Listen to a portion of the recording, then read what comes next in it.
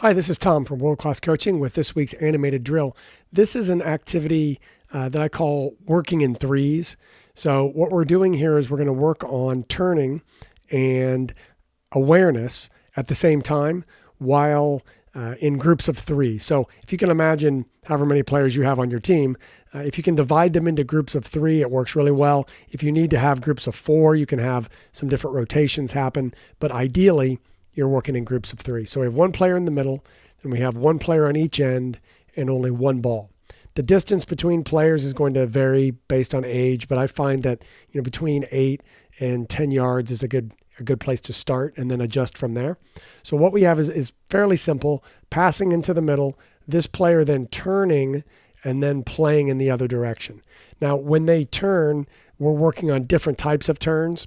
So in previous sessions, we will have gone over turning with the inside of the foot, the outside of the foot, opening the gate so that you turn with the inside, but then use the outside of the same foot to carry on dribbling. Perhaps turning behind the leg as well. So receiving the ball with one foot and playing behind the standing leg in order to turn. And then we're playing out to the other side. And so we'll go back and forth in this pattern. Now, that's a place to start. Once the players understand that, I give this player on the far side the option. So let's say when they play the ball is played from this side in, and then this player receives it. Now, this player can come close, because what we want to do is get the player in the middle used to checking their shoulder and looking behind them. And so what we're asking then is for when they pass the ball out and now they're going to receive the ball back, that they first check their shoulder and see that a defender is there.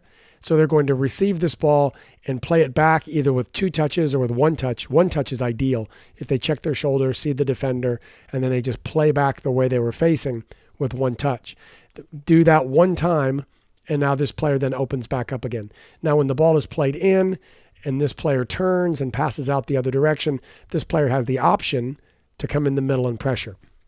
I don't want them to come every time because that becomes predictable. The idea here is to make this middle player aware of when the player is coming and when they aren't coming, and then base their decision on that. And that's a huge part of it. So when there's no pressure on their back, we want this player to turn and play the ball out the other direction. If they receive it, play it out, and now there's pressure, we want them to recognize that pressure and then receive the ball, but pass it back the way they were facing. So that's the first phase, or second, I guess you could say, once you get beyond just the technical phase. But that's the first that we add decision-making and pressure.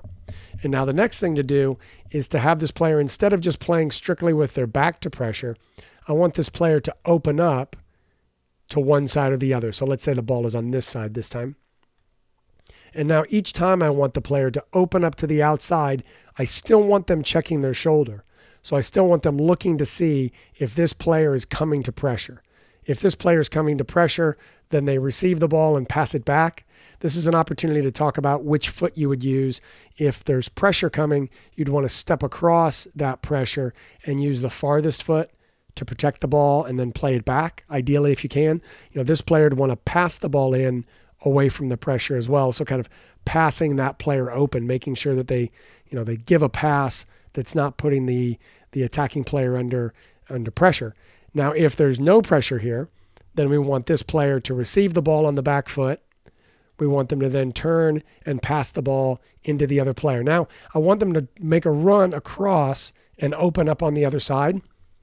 So this gets them used to the action of running wide, flipping their hips to open up. Now they receive the ball, but as they're doing that, they're looking to check and see if this player is coming to pressure or if they're staying. If they stay, they pass. So the pattern is the same as before. It's just the angle is different. So rather than just having their back to the pressure, they're opening up into the space, flipping their hips so that they're open, and now they can receive the ball and either pass it back under pressure or open up and continue to play it out in the other direction. Now there's one last phase with this, and this is where we put pressure on the player to turn with the ball. So if the ball is in here with this player, they're going to pass it out wide. The ball is going to be passed back in as this player comes. They're going to make one more pass to the outside. Now this player is going to move to pressure. This player is going to receive the ball. They're going to turn to shield the ball away from the pressuring player. They're going to then turn and play the ball in the opposite direction. So when they then play that ball in the opposite direction, now they're going to repeat that same action at the far end. So they're going to make a long pass into that player at the far side. Then they're going to come to support that pass. They're going to receive a ball back. After they receive it, they're going to play it back in, and then they're going to move to pressure. As they move to pressure, this player turns to shield the ball away from the pressure, turn away from that pressure, and then bring the ball out the other side in order to then repeat the action on this far side with the other player. So it's just a continuous pattern of that long pass in, receiving the ball, laying it back, and we'll just get rid of that player and put one facing the right way. Now this player is replaced by a player facing the correct direction. There we go. So as you can tell from it's difficult to show with a static diagram, but I think you get the idea. The whole idea here is to have the ball going long in, then being set back short, then being played back in before we have the player come to pressure and this player work on turning. So there's tons you can work on there with the turning, the action of turning.